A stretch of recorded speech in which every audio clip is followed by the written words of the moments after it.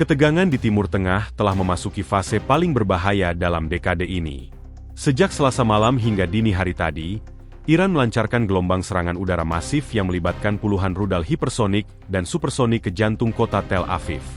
Serangan ini menandai eskalasi militer terbesar sejak konflik pecah pada awal tahun 2026, memicu kepanikan global dan guncangan hebat pada pasar energi dunia.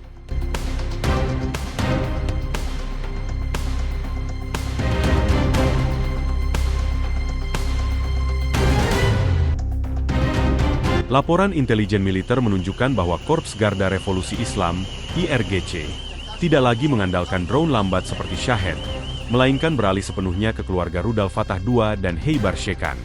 Rudal-rudal ini memiliki kemampuan Hypersonic Glide Vehicle, HGV, yang memungkinkannya melesat di luar atmosfer sebelum menukik tajam ke target dengan kecepatan melebihi Mach 12. Kemampuan manuver di fase akhir penerbangan membuat rudal ini sangat sulit diprediksi oleh radar konvensional.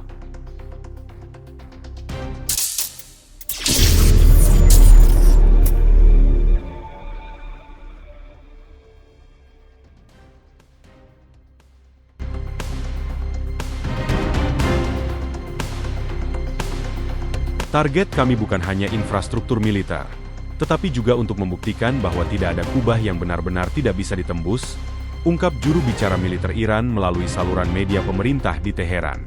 Di Tel Aviv, langit malam tampak seperti medan tempur fiksi ilmiah. Sistem pertahanan berlapis Israel Iron Dome untuk jarak pendek, David S-Sling untuk jarak menengah, dan Arrow 3 untuk ancaman di luar atmosfer bekerja pada kapasitas maksimum.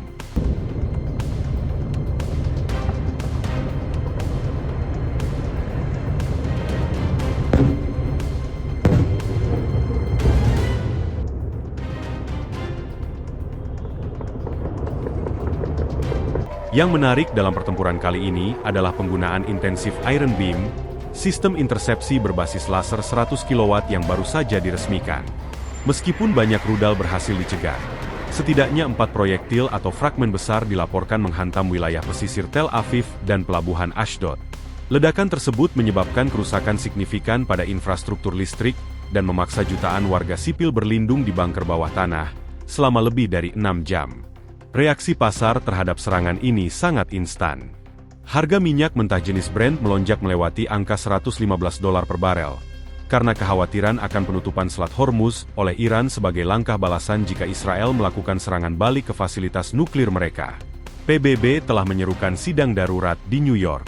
Sekretaris Jenderal PBB memperingatkan bahwa satu salah perhitungan kecil dapat mengubah konflik regional ini menjadi perang multinasional yang melibatkan kekuatan besar dunia.